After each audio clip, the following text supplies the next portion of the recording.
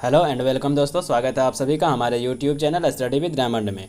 तो दोस्तों, आज के इस वीडियो में हम जानेंगे सौर मंडल के 40 ऐसे महत्वपूर्ण क्वेश्चन।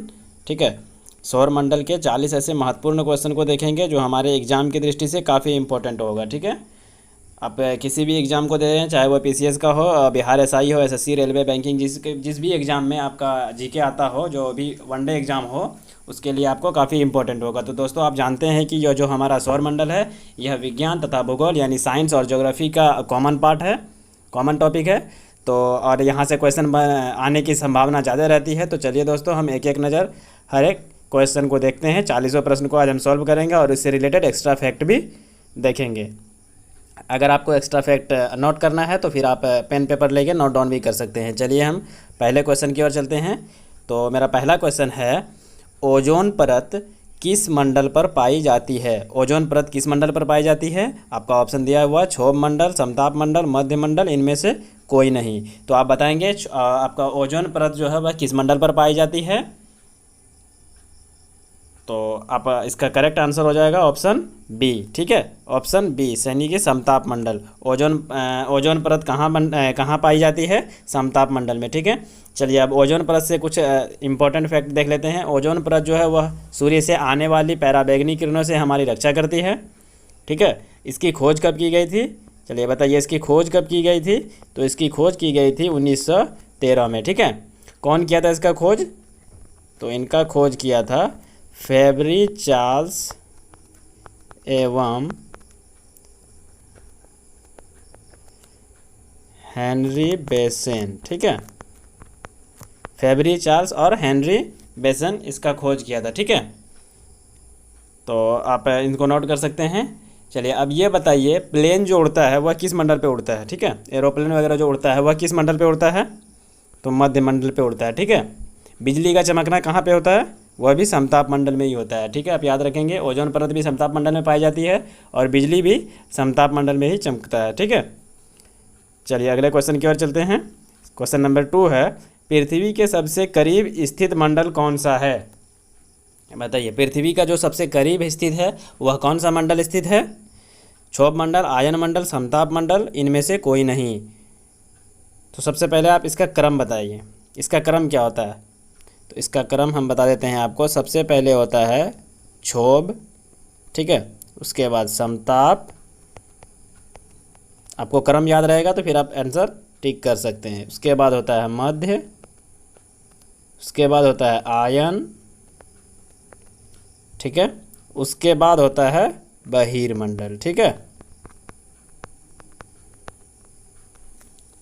ठीक है, जिसको हम इंग्लिश में एक्सफोस्फेयर भी बोलते हैं। ठीक है, आयन मंडल को आयनोस्फेयर बोलते हैं, मध्य मंडल को मेजोस्फेयर बोलते हैं। ठीक है, समताप मंडल को स्ट्रेटोस्फेयर बोलते हैं। ठीक है, क्षोभ मंडल को ट्रोपोस्फेयर बोलते हैं।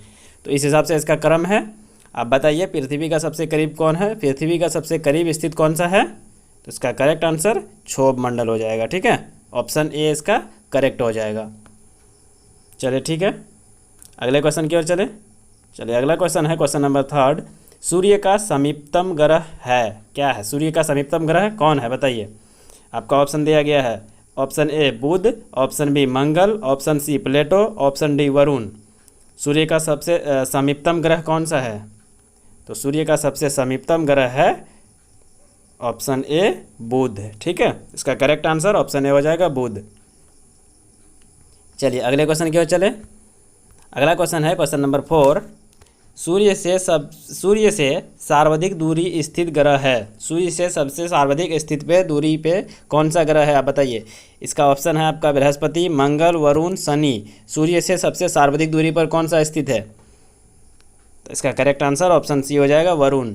ठीक है, सूर्य से सबसे सर्वाधिक दूरी पर यानी सबसे ज़्यादा दूरी पर स्थित है तो वह वरुण है। ठीक है, चलिए अगले क्वेश्चन की ओर चलते हैं। Question number 5। सौर मंडल का कौन सा अत्यधिक तीव्र यानी चमकीला ग्रह है? तो सौर मंडल का सबसे अत्यधिक चमकीला ग्रह कौन सा है? आपका ऑप्शन है शुक्र, शनि, बुध और प्लूटो। बताइए इसका करेक्ट आंसर क्या होगा। तो इसका करेक्ट आंसर हो जाएगा शुक्र। आपका ऑप्शन ए सही हो जाएगा। ठीक है, शुक्र जो है वह सबसे अत्यधिक चमकीला या सर्वाधिक चमकीला बोल सकते हैं, चमकीला ग्रह है। और याद रखेंगे सबसे गर्म ग्रह भी यही है, ठीक है,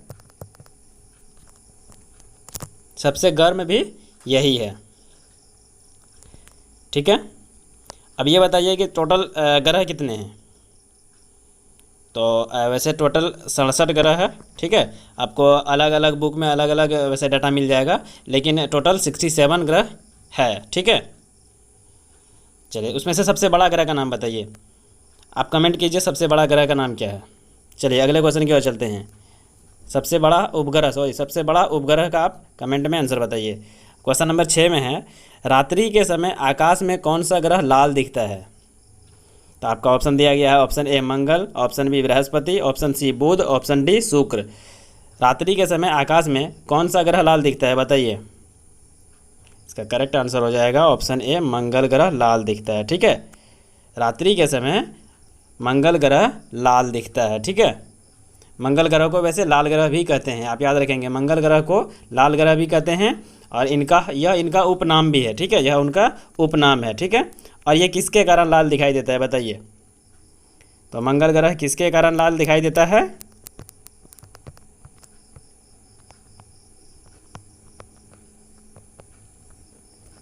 आयरन ऑक्साइड के कारण मंगल ग्रह लाल दिखाई देता है, ठीक है। चलिए अगले क्वेश्चन की ओर चलें। क्वेश्चन नंबर 7 है, पृथ्वी पर सर्वाधिक मात्रा में पाया जाने वाला तत्व है। तो बताइए पृथ्वी पर सर्वाधिक मात्रा में पाया जाने वाला तत्व कौन है। बहुत ही आसान क्वेश्चन है। Option A hydrogen, option B nitrogen, option C oxygen, option D carbon dioxide. बताइए पृथ्वी में सबसे अधिक मात्रा में, सर्वाधिक मात्रा में कौन सा तत्व पाया जाने वाला कौन सा तत्व है बताइए। इसका correct answer option C oxygen हो जाएगा, ठीक है। पृथ्वी पर सबसे अधिक मात्रा में पाया जाने वाला तत्व ऑक्सीजन। परसेंटेज बताइए 46.6%, ठीक है। चलिए अगले क्वेश्चन की ओर चलें। क्वेश्चन नंबर 8, सबसे अधिक उपग्रह वाला ग्रह बताइए। सबसे पहले ये बताइए सबसे अधिक टोटल ग्रह कितने हैं। अभी हमने आपको बताया है क्वेश्चन नंबर आपका टोटल ग्रह कितना है 67। क्वेश्चन नंबर 8 का आंसर बताएंगे आप। ऑप्शन दिया गया आपका बुध, शुक्र, शनि, बृहस्पति। सबसे अधिक उपग्रह वाला ग्रह कौन सा है। सबसे अधिक उपग्रह वाला ग्रह है बृहस्पति, ठीक है। ऑप्शन डी करेक्ट हो जाएगा, ठीक है। सबसे बड़ा ग्रह क्या होगा। चलिए ये तो मैंने आपको पूछा है, क्वेश्चन कमेंट में इसका आंसर देना, ठीक है। सबसे बड़ा उपग्रह कौन सा है, इसका जवाब आप कमेंट में देंगे। चलिए अगले क्वेश्चन की ओर चलते हैं। क्वेश्चन नंबर 9, हमारा सौरमंडल कौन सी आकाशगंगा में स्थित है। अच्छा बहुत ही आसान क्वेश्चन है। हमारा सौरमंडल कौन सी आकाशगंगा में स्थित है बताइए। तारामंडल, मंदाकिनी, ऐरावत पथ या इनमें से कोई नहीं। इसका करेक्ट आंसर क्या हो जाएगा। हमारा सौरमंडल कौन से आकाशगंगा में स्थित है। बहुत ही आसान क्वेश्चन है, इसका आंसर बताएंगे। इसका ऑप्शन बी सही हो जाएगा, ठीक है। मंदाकिनी में हमारा सौरमंडल स्थित है, ठीक है। हमारा सौरमंडल कौन सी आकाशगंगा में है, तो मंदाकिनी आकाशगंगा में स्थित है, ठीक है। चलिए अगले क्वेश्चन की ओर चलें। क्वेश्चन नंबर 10, देखिए आप अंत तक बने रहिएगा, बहुत ही इंपॉर्टेंट क्वेश्चन है। सौरमंडल से आप किसी भी एग्जाम में देखेंगे सौरमंडल से क्वेश्चन आता ही है। चलिए क्वेश्चन नंबर 10 की ओर चलते हैं। क्वेश्चन नंबर 10 है, भोर का तारा किसको कहा जाता है। बहुत बार क्वेश्चन आया हुआ है। आप क्वेश्चन बैंक अगर देखे होंगे, क्वेश्चन बैंक बनाते होंगे तो आपको पता होगा यह क्वेश्चन कितने बार आया है। भोर का तारा किसे कहा जाता है। तो भोर का तारा बृहस्पति, मंगल, शुक्र, बुध। किसको कहा जाता है भोर का तारा। तो भोर का तारा आपको शुक्र को कहा जाता है, ठीक है। शुक्र इसका सही हो जाएगा। देखिए इसको सांझ का तारा भी कहा जाता है, ठीक है। याद रखेंगे क्या कहा जाता है, सांझ का तारा भी कहा जाता है। इसको पृथ्वी का बहन भी कहा जाता है, ठीक है। यह भी याद रखेंगे आप, इसको पृथ्वी का बहन भी कहा जाता है, ठीक है। यह सौरमंडल का सबसे गर्म ग्रह है, याद रखेंगे।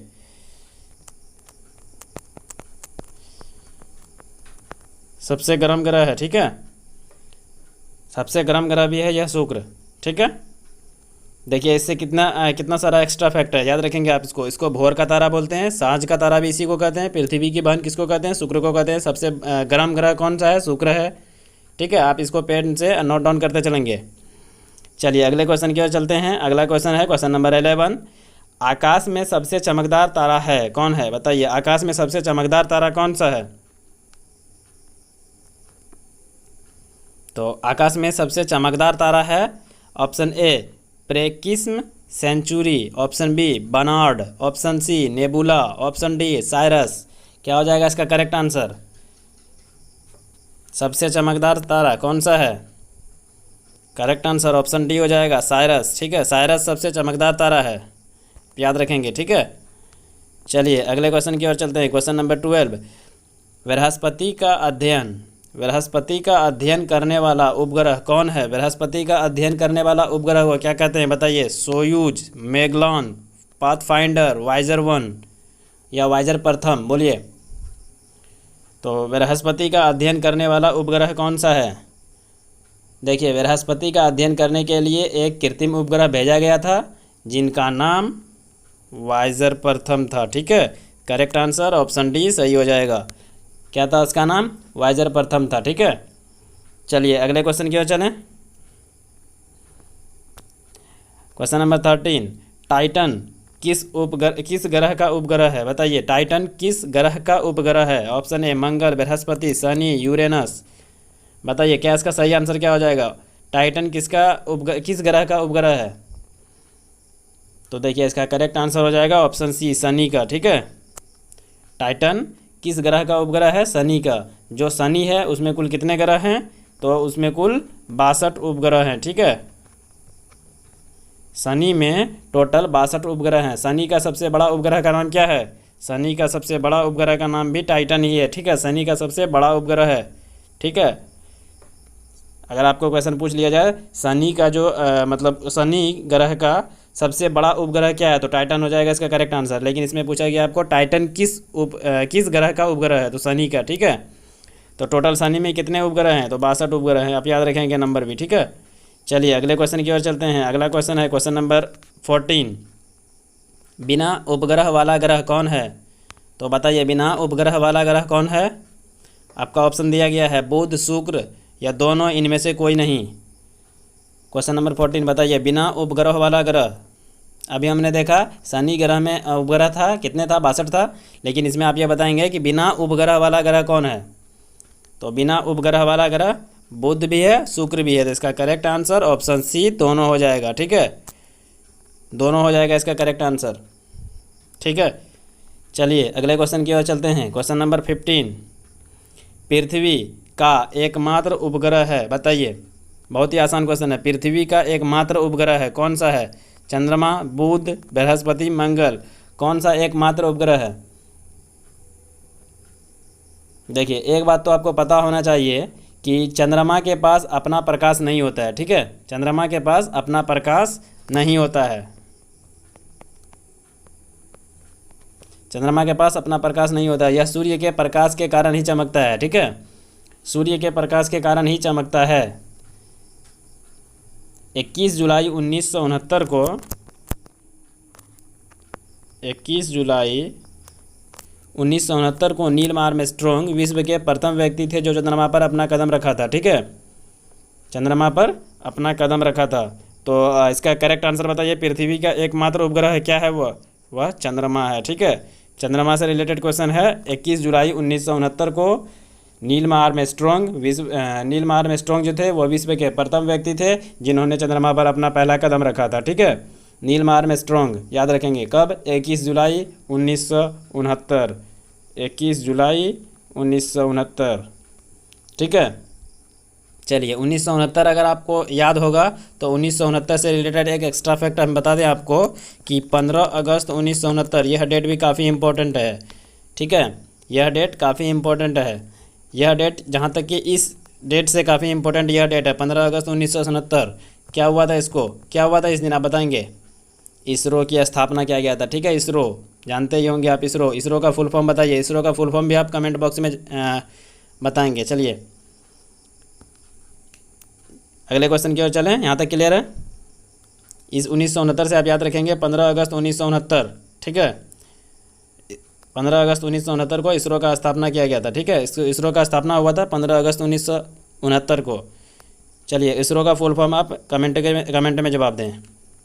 चलिए अगले क्वेश्चन की ओर चलते हैं। अगला क्वेश्चन है क्वेश्चन नंबर 16, अंतरिक्ष में तारामंडलों की कुल संख्या कितनी है बताइए। अंतरिक्ष में तारामंडलों की कुल संख्या 89, 74, 60, 55 कितनी है? तो अंतरिक्ष में तारामंडलों की कुल संख्या बताइए। अंतरिक्ष में तारामंडलों की कुल संख्या है 89। ठीक है, ऑप्शन ए इसका करेक्ट हो जाएगा। ठीक है, चलिए अगले क्वेश्चन की ओर चले। क्वेश्चन नंबर 17, सूर्य के सबसे निकट का तारा है, क्या है बताइए। सूर्य का सबसे निकट का तारा, सूर्य का सबसे निकटतम तारा, शायद ऊपर देखे थे सबसे दूरी वाला तारा, सर्वाधिक दूरी वाला तारा देखे थे। अब निकटतम तारा का बताइए। प्रेक्सिमा सेंचुरी, नेबुला, संतोरी, बनॉड बताइए क्या हो जाएगा इसका करेक्ट आंसर। सूर्य का सबसे निकट वाला तारा क्या हो जाएगा? तो सूर्य का सबसे निकटतम तारा हो जाएगा ऑप्शन ए ही सही हो जाएगा।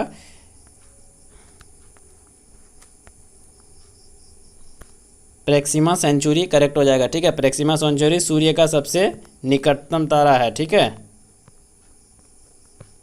सूर्य का सबसे निकटतम तारा प्रेक्सिमा सेंचुरी। चलिए अगले क्वेश्चन की ओर चलते हैं। क्वेश्चन नंबर 18, वायु में कार्बन डाइऑक्साइड, ठीक है, वायु में कार्बन डाइऑक्साइड की मात्रा होती है, कितनी होती है बताइए।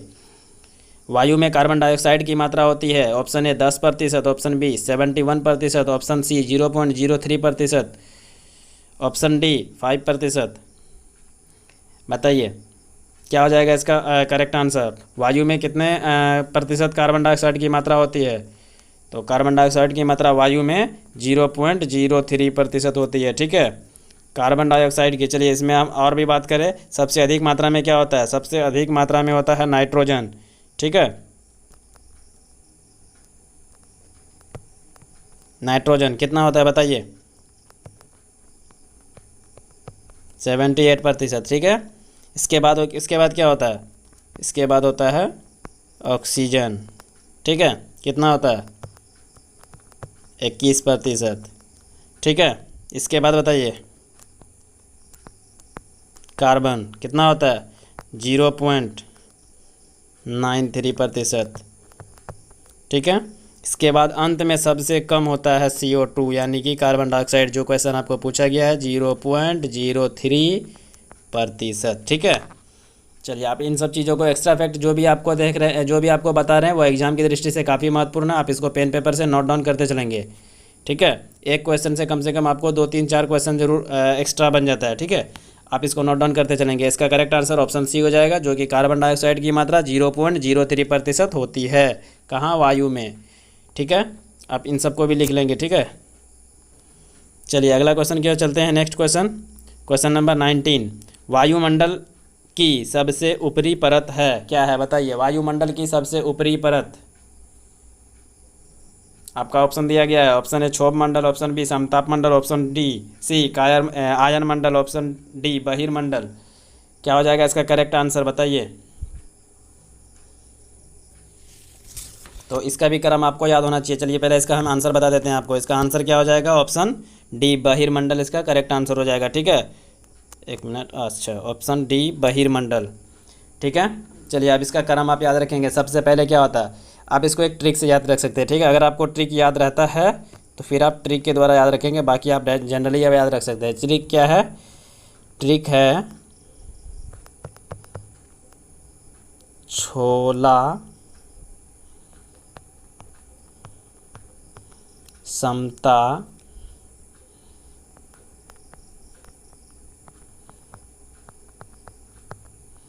मांगेगी अब। ठीक है, चलिए अब इनसे रिलेटेड आप नोट करते चलेंगे। छोला पहला है क्षोभ मंडल। ठीक है, यह सबसे निचली परत है, नीचे से हम बता रहे हैं। ठीक है, निचली परत है। ठीक है, छोला क्षोभ मंडल। ठीक है, समताप मंडल उसके बाद। ठीक है, छोला क्षोभ मंडल, समतोप मंडल। ठीक है, मांगे मध्य मंडल।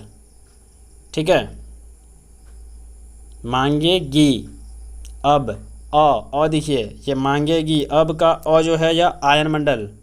ठीक है, उसके बाद ब जो होगा आपका बाह्य मंडल हो जाएगा। ठीक है, ये इसके द्वारा आपको पूछा क्या गया था? सबसे ऊपरी परत। सबसे ऊपरी परत क्या हो जाएगा, बाह्य मंडल, जो लास्ट में है। ठीक है, यह हम आपको बताएं, इसका ट्रिक्स अगर याद रख सकते हैं तो रख लेंगे, बाकी जनरली आप ऐसे याद रख सकते हैं, पहले क्षोभ मंडल, उसके बाद समताप मंडल, उसके बाद मध्य मंडल, उसके बाद आयन मंडल, और अंत में सबसे ऊपर बाह्य मंडल। ठीक है, जिसको हम बहिर्मंडल भी बोलते हैं।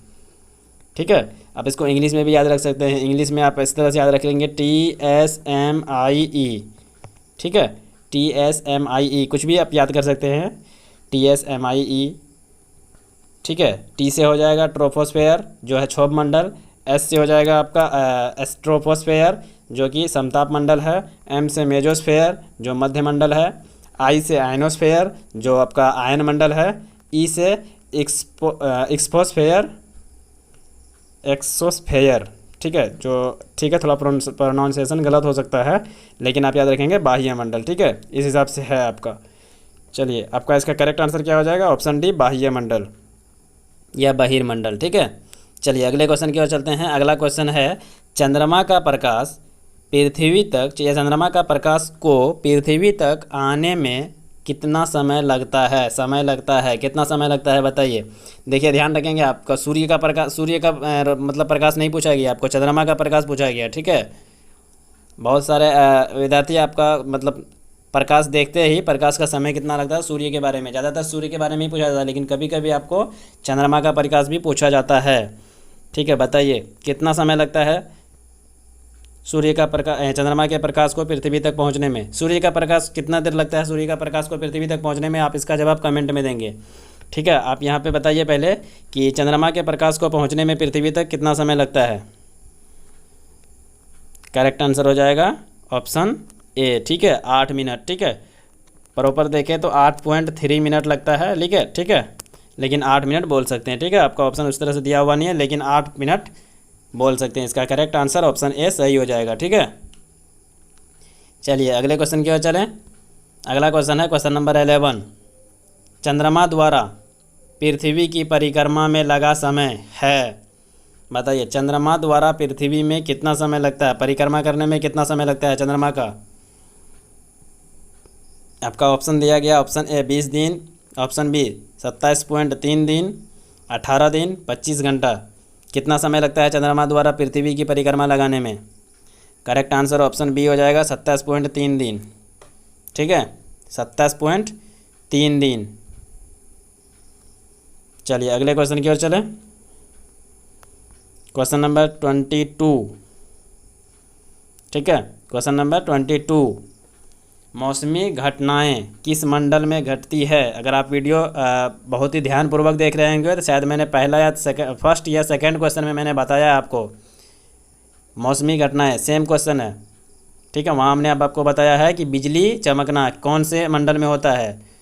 मैंने बताया था मोबाइल नेटवर्क कहाँ होता है, बिजली कहाँ चमकता है, प्लेन कहाँ उड़ता है, यह किस मंडल में होता है, इन सब के बारे में मैंने बताया था। अगर आप ध्यानपूर्वक सुने होंगे तो इसमें आप करेक्ट आंसर बता सकते हैं। मौसमी घटनाएं किस मंडल में घटती है, बताइए। आपका ऑप्शन दिया गया है क्षोभ मंडल, आयन मंडल, समताप मंडल, ओजोन मंडल। करेक्ट आंसर बताइए। तो मौसमी घटनाएं, इसमें जैसे बिजली चमकना जो हो गया, यह भी मौसमी घटनाएं के अंदर आएगा। तो इसका भी करेक्ट आंसर क्या है, क्वेश्चन नंबर 22 है। क्वेश्चन नंबर 22, इसका भी करेक्ट आंसर क्या हो जाएगा, बताइए। ए इसका करेक्ट आंसर हो जाएगा। ठीक है, क्षोभ मंडल इसका करेक्ट आंसर हो जाएगा। ठीक है, आप याद रखेंगे जो मौसमी घटनाएं हैं वह क्षोभ मंडल में होता है। ठीक है, ओजोन परत कहाँ पाया जाता है,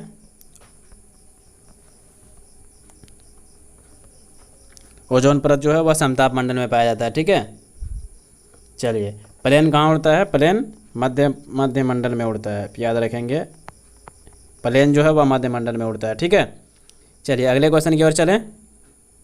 मोबाइल नेटवर्क जो है वह आयन मंडल में होता है। ठीक है, आप इनसे भी रिलेटेड याद रखेंगे, यहाँ पे मोबाइल नेटवर्क आयन मंडल से। चलिए अगले क्वेश्चन की ओर चलते हैं। Question number 23। वायु है, वायु क्या है, बताइए। वायु क्या है, ठोस है, द्रव्य है, गैसों का मिश्रण है, इनमें से कोई नहीं है। तो वायु क्या है, वायु गैसों का मिश्रण है। ठीक है, याद रखेंगे आप, वायु जो है वह गैसों का मिश्रण है। चलिए अगले क्वेश्चन की ओर बढ़ते हैं। Question number 24। ब्रह्मांड में सर्वाधिक मात्रा में पाया जाने वाला तत्व है, बताइए। ब्रह्मांड में सबसे अधिक मात्रा में पाया जाने वाला तत्व क्या हो जाएगा, nitrogen, oxygen, chlorine, hydrogen. Correct answer बताएंगे। ब्रह्मांड में सबसे अधिक मात्रा में पाया जाने वाला तत्व हाइड्रोजन इसका करेक्ट आंसर हो जाएगा। ठीक है, हाइड्रोजन इसका करेक्ट आंसर हो जाएगा। अभी हमने वायुमंडल पढ़ा था, अब आपको बताना है ब्रह्मांड में सबसे हल्का तत्व कौन होता है। ब्रह्मांड में सबसे हल्का तत्व क्या होता है, वह कि हाइड्रोजन ही होता है। ठीक है, सबसे हल्का तत्व हाइड्रोजन होता है। ठीक है, सबसे भारी तत्व बताइए, सबसे भारी तत्व क्या होता है ब्रह्मांड में। सबसे भारी तत्व ऑस्मियम होता है। ठीक है, याद रखेंगे आप, सबसे भारी तत्व ऑस्मियम होता है। चलिए अगले क्वेश्चन की ओर चलें। क्वेश्चन नंबर 25, पराबैंगनी किरणों से रक्षा करती है। पराबैंगनी किरणों से रक्षा करती है क्या, बताइए। Nitrogen gas, oxygen gas, ozone gas, hydrogen gas. तो पराबैंगनी किरणों से रक्षा करती है, करेक्ट आंसर हो जाएगा ऑप्शन सी, ओजोन गैस। पराबैंगनी किरणों से ओजोन गैस रक्षा करती है। ठीक है, इसका करेक्ट आंसर सी सही हो जाएगा। चलिए अगले क्वेश्चन की ओर चलें। क्वेश्चन नंबर 26, नीला ग्रह किसे कहा जाता है, बताइए। नीला ग्रह किसे कहा जाता है, पृथ्वी को, शुक्र को, शनि को, मंगल को, किसको कहते हैं नीला ग्रह। नीला ग्रह पृथ्वी को कहा जाता है। ठीक है, चलिए अब बताइए नीला ग्रह इसको क्यों कहते हैं, किस लिए इसे नीला ग्रह कहा जाता है।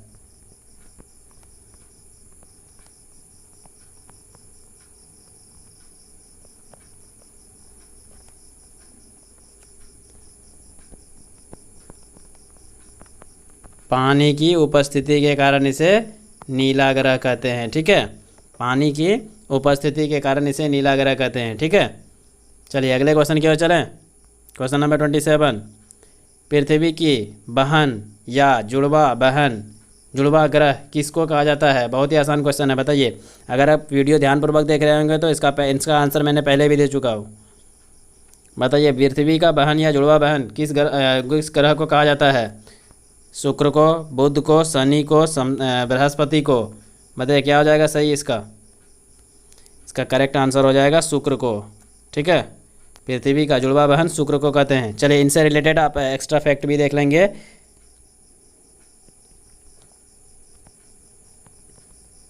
भोर का तारा,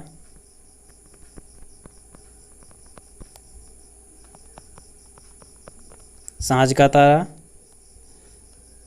ठीक है, भोर का तारा, सांझ का तारा, सबसे गर्म,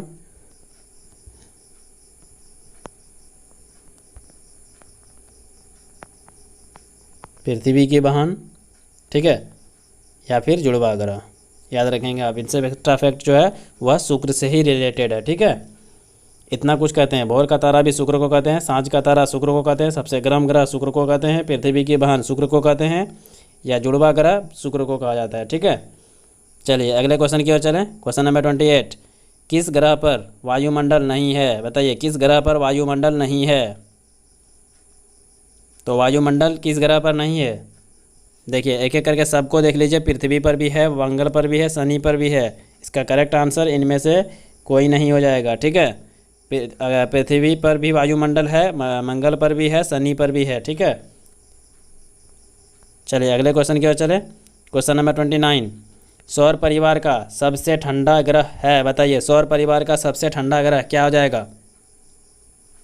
बहुत ही आसान क्वेश्चन है। सौर परिवार का सबसे ठंडा ग्रह है ऑप्शन ए, मंगल, बुध, बृहस्पति, नेपच्यून। क्या हो जाएगा इसका करेक्ट आंसर। सौर मंडल का सबसे ठंडा ग्रह जो है वो आपका नेपच्यून सही हो जाएगा। ठीक है, सौर मंडल का सबसे ठंडा ग्रह क्या हो जाएगा, नेपच्यून सही हो जाएगा।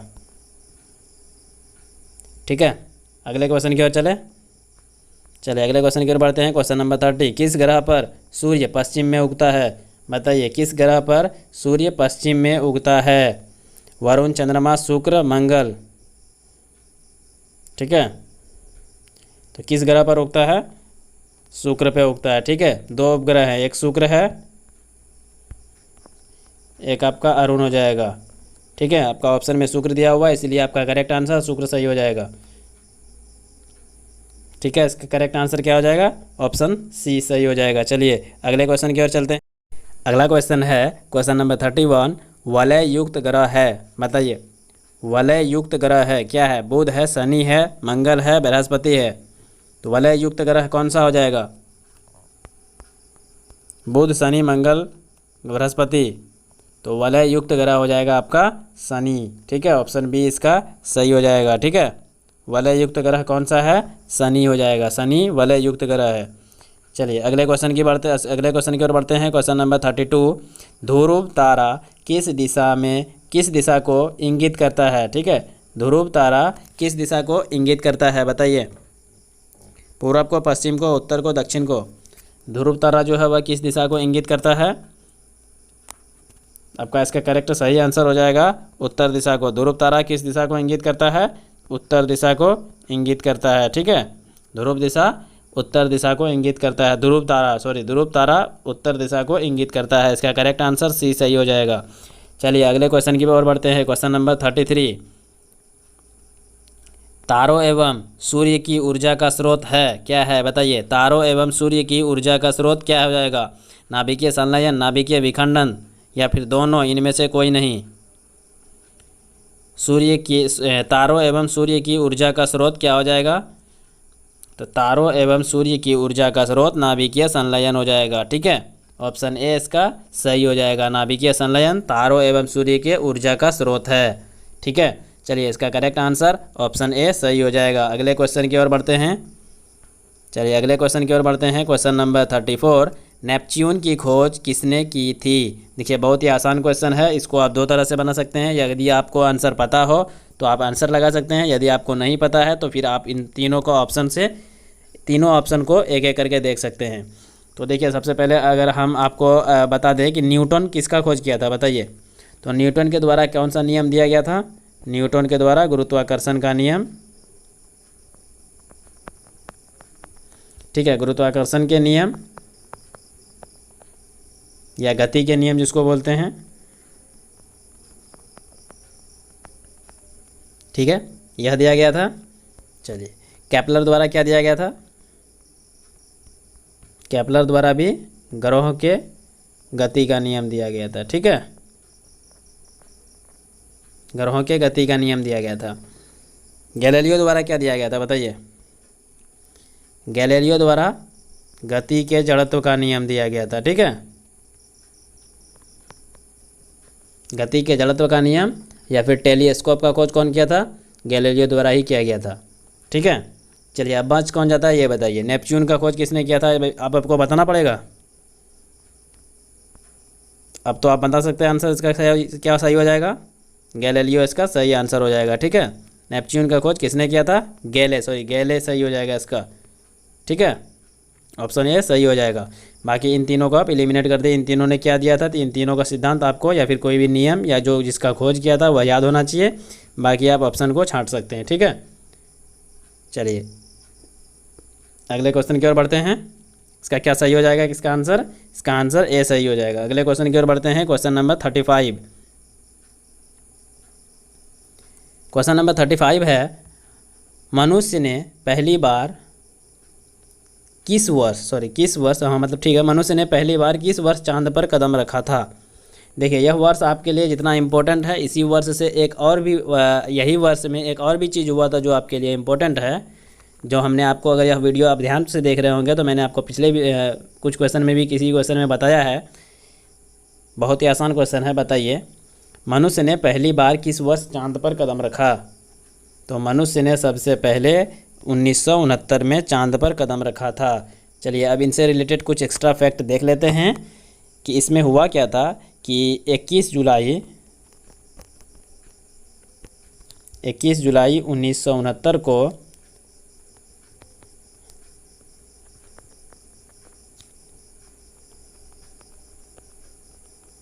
नील आर्मस्ट्रॉन्ग द्वारा विश्व का प्रथम व्यक्ति था जो चंद्रमा पर कदम रखा था। ठीक है, चलिए अब इनसे रिलेटेड क्या एक्स्ट्रा है, इसका यही डेट 1969 में आप याद रखेंगे 15 अगस्त 1969।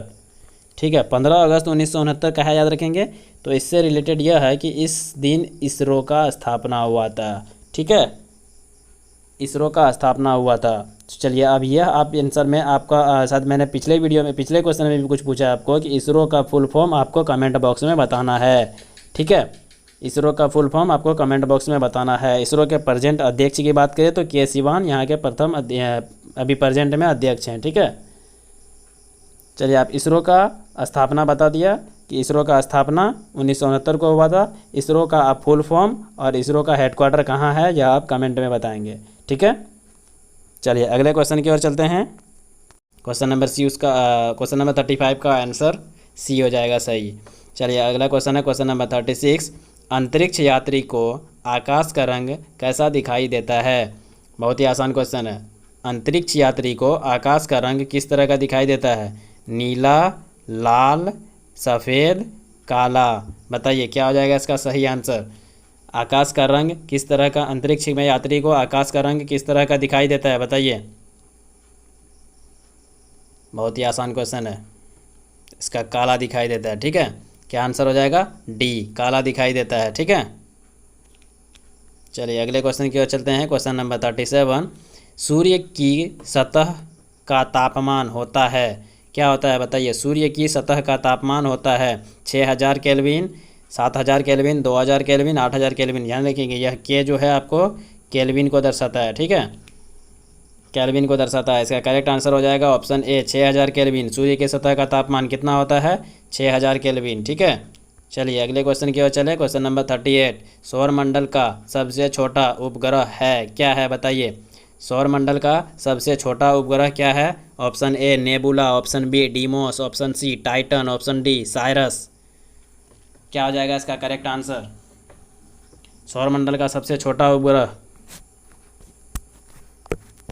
सौरमंडल का सबसे छोटा उपग्रह डीमोस इसका हो जाएगा। ठीक है, सौरमंडल का सबसे छोटा उपग्रह है डीमोस। यह क्या है? डीमोस जो है वह मंगल ग्रह का उपग्रह है। किसका है? मंगल ग्रह का उपग्रह है। ठीक है, याद रखेंगे। पूछा जाता है मंगल ग्रह का सबसे ऊंचा पर्वत कौन सा है? बताइए। मंगल ग्रह का सबसे ऊंचा पर्वत नाम बताइए आप इसका। नेक्स्ट ओलोपिया। ठीक है, नेक्स्ट ओलोपिया जो है यह मंगल ग्रह का सबसे ऊंचा पर्वत है। इसकी खास बात यह है कि यह माउंट एवरेस्ट से 3 गुना ज़्यादा ऊंचा है। ठीक है, माउंट एवरेस्ट जो नेपाल में है इससे 3 गुना ज़्यादा ऊंचा है, याद रखेंगे। तो मंगल ग्रह का सबसे ऊंचा उपग्रह क्या हो जाएगा? नेक्स्ट ओलोपिया। चलिए इसका correct answer option B Deimos हो जाएगा, जो कि मंगल ग्रह का उपग्रह है। ठीक है, लेकिन मंगल ग्रह का सबसे ऊंचा उपग्रह आप याद रखेंगे डीमोस ए, नेक्स्ट ओलोपिया हो जाएगा। ठीक है, संपूर्ण सौरमंडल में सबसे बड़ा उपग्रह क्या हो जाएगा? गैनामीड। याद रखेंगे, आपको बताया था मैंने फर्स्ट क्वेश्चन में साथ बताया था। संपूर्ण पूरा सौरमंडल का सबसे बड़ा उपग्रह हो जाएगा गैनामीड, जो कि बृहस्पति ग्रह का उपग्रह है। चलिए अगले क्वेश्चन की ओर चले। Question number 39। क्षुद्र ग्रह स्थित होता है, कहाँ होता है? क्षुद्र ग्रह स्थित होता है बुध और शुक्र के बीच, मंगल और बृहस्पति के बीच, मंगल और बुध के बीच, बुध एवं बृहस्पति के बीच। क्षुद्र ग्रह कहाँ स्थित होता है? बताइए। तो क्षुद्र ग्रह स्थित होता है मंगल और बृहस्पति के बीच। ठीक है, मंगल और बृहस्पति के बीच होता है स्थित क्षुद्र ग्रह। चलिए याद रखेंगे आप इसको। अगला क्वेश्चन क्या चले। Question number 40।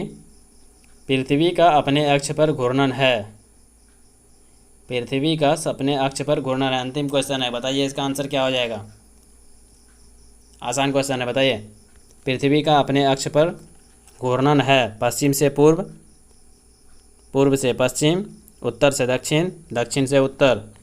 किस तरह का घूर्णन करता है पृथ्वी पर, पृथ्वी अपने अक्ष पर?